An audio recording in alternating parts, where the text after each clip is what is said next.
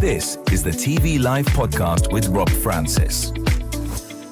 When I think about TVAM, I don't really think about it first as a success story, or even as a failure story, but as one of the clearest examples in British television history of how badly intelligent people can misread something that should have been obvious. And perhaps that is why it remains so fascinating. Because this was not some underfunded local operation making amateur mistakes. This was a national breakfast television service, backed by serious money, famous names, and enormous expectation. And yet, for all of that prestige, it often felt as though nobody in charge had actually asked the simplest question of all, which was what people want from television at 6 o'clock in the morning.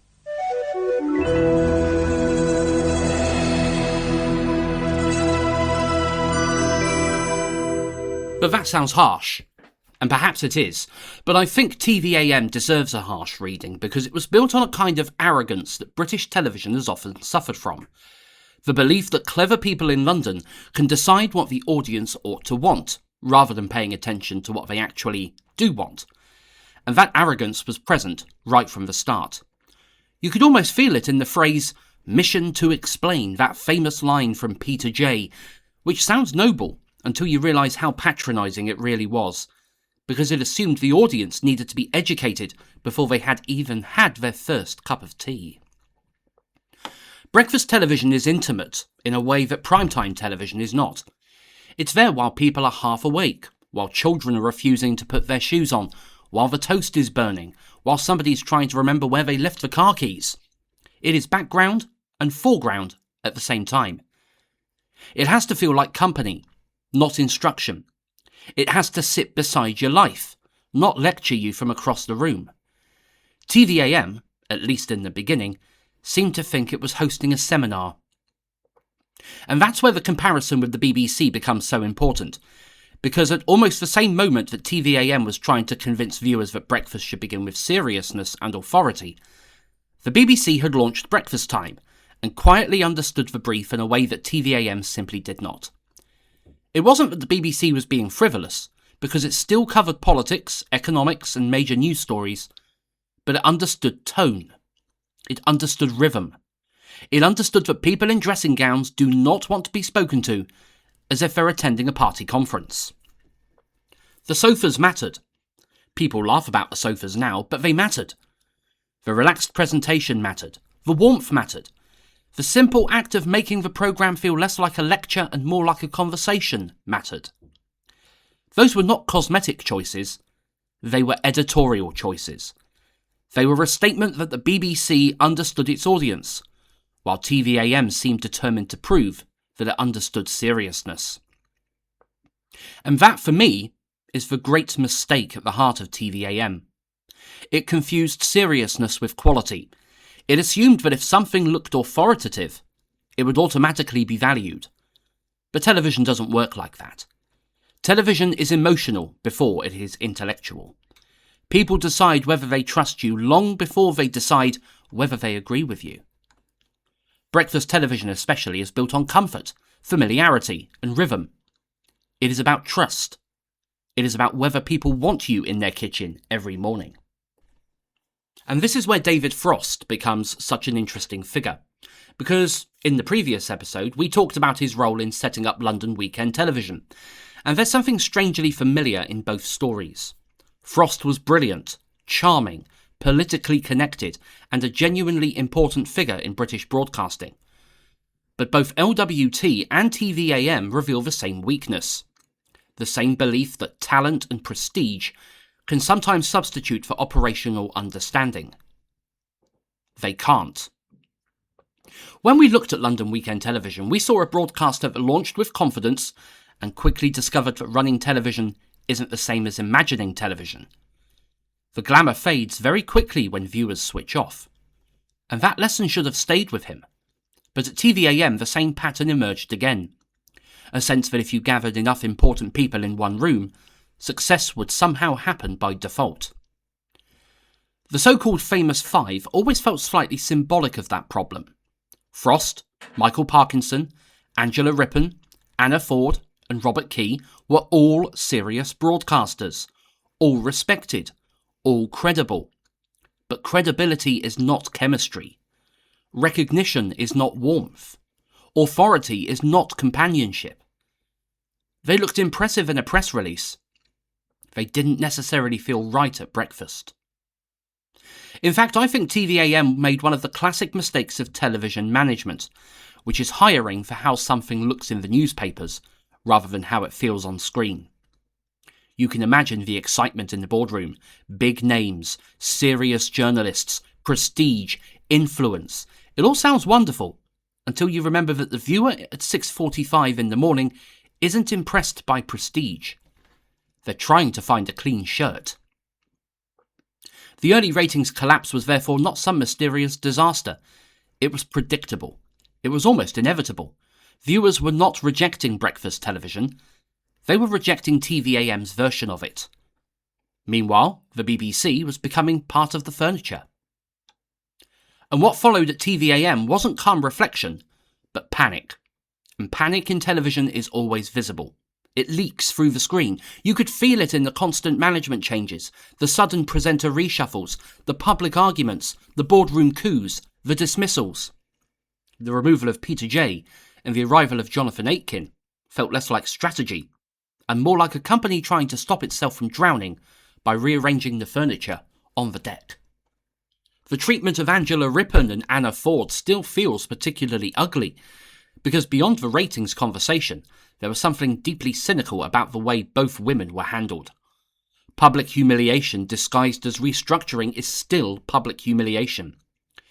The arguments over pay only made matters worse, exposing not just financial inequality, but a broader sense that TVAM was not a happy place to work. Viewers noticed that. Television's remarkably bad at hiding resentment. I've always thought that one of the most revealing details is that Roland Rat became the unlikely saviour of the station. And people often tell that story with affection, and rightly so, because Roland Rat is part of television folklore. But if we're being honest, it's also slightly devastating. Imagine spending millions building a national breakfast service around star journalists and serious editorial ambition, only to discover that your greatest strategic asset is a sarcastic puppet rat. That's not a triumph. That's an admission of failure. And yet, strangely, it was also the moment TVAM finally began to understand itself, because Roland Rat represented something the original station had lacked completely. Personality. A sense that mornings could be playful, spontaneous, and a little chaotic. In other words, he brought humanity into a format that had previously felt designed by committee. Then came Bruce Gyngell, and with him the station moved further towards the populist, lighter approach it should probably have embraced from day one. Some critics hated that shift, seeing it as a lowering of standards, but I think that criticism misses the point. It wasn't about lowering standards, it was about understanding the medium, because television isn't made serious by making it stiff. At the same time, the BBC was doing something much cleverer, because while TVAM was being forced to become lighter in order to survive, the BBC, having already won the audience's trust through the accessible style of breakfast time, was able to move in the opposite direction. It gradually hardened the format. It increased the emphasis on news. It shifted towards analysis and authority. By the time breakfast news arrived in 1989, the BBC had effectively taken over the very territory TVAM had originally wanted. And that is almost cruel in its irony. TVAM began with hard news and had to run towards warmth. The BBC began with warmth and earned the right to move towards hard news. They crossed in the middle like two trains travelling in opposite directions, and only one of them looked like it knew where it was going. And that is why I think the BBC won the battle long before the ratings told the story. It wasn't just about better presenters or better budgets. It was about understanding sequence. You build trust first, then you ask for attention. TVAM tried to demand attention before it earned trust. Even during major national moments, that weakness showed. The Brighton hotel bombing was one of those brutal tests that reveal what a broadcaster really is. and TVAM's failure to respond with the kind of authority expected of a national service was devastating.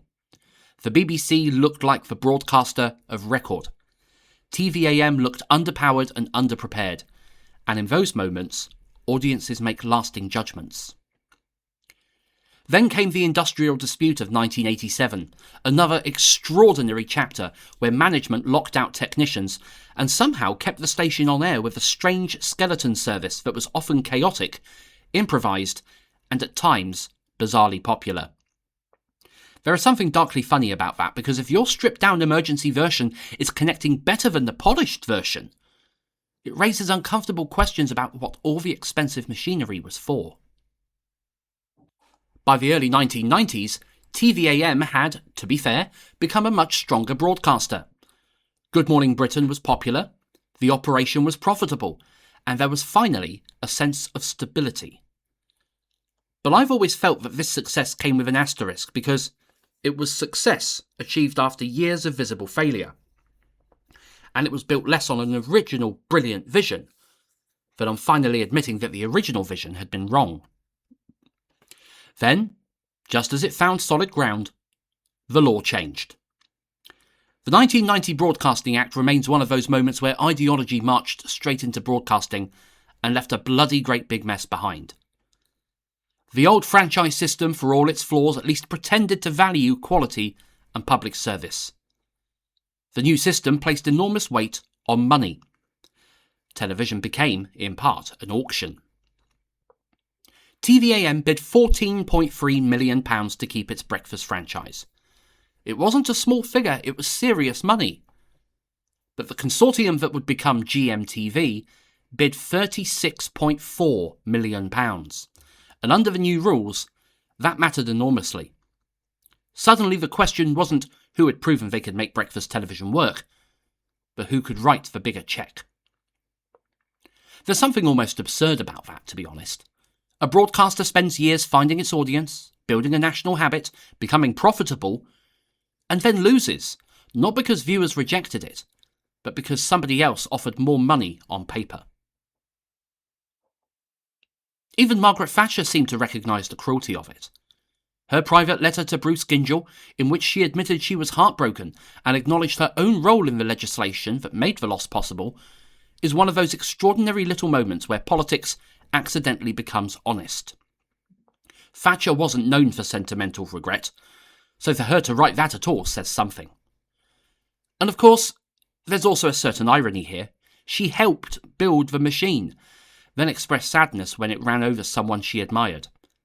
It's like setting fire to the house and then sending flowers to apologise for the smoke. Still, the letter matters, because it reveals that even supporters of the policy could see the absurdity of the result. TVAM had flaws, many of them self-inflicted. But by 1991, it wasn't some broken institution waiting to be replaced. It was functioning. It was popular. It had survived its own chaos. And yet it was removed because the rules had changed. That said, I don't think TVAM should be remembered simply as a victim. That would be too generous. The franchise loss may have been the final act, but the vulnerability was built much earlier. Had TVAM launched with the confidence and clarity of the BBC's approach, had it understood breakfast television from day one rather than learning by humiliation, perhaps its position would have been so strong that removing it would have been politically impossible. Instead, it spent too much of its life apologising for its own existence. When it finally closed on the 31st of December 1992, there was sadness, of course, but there was also a strange sense of inevitability. TVAM had become better, but it had never entirely escaped the shadow of its own beginning. It always felt like a broadcaster trying to fix itself, rather than one confidently defining the medium. And perhaps that is the real legacy of TVAM. Not that it failed, because in many ways it eventually succeeded, but that it took so long to understand something the BBC understood almost immediately. Breakfast television isn't about impressing the audience, it's about joining them. It isn't about authority first. It is about trust first. It is not about deciding what people should want. It is about respecting how they actually live. And that lesson sounds simple. It is simple, which is precisely why TVAM's failure to learn it quickly remains so extraordinary. In the end, TVAM wasn't destroyed by one law, one rival, or one boardroom coup. It was weakened by a long habit of misunderstanding its own purpose. The franchise auction only exposed what had been there from the start. For all its talent, all its money, and all its ambition, TVAM spent years trying to teach Britain how to wake up, while the BBC simply sat on the sofa and said good morning. This has been the TV Live podcast with Rob Francis, a Red Telephone Box production.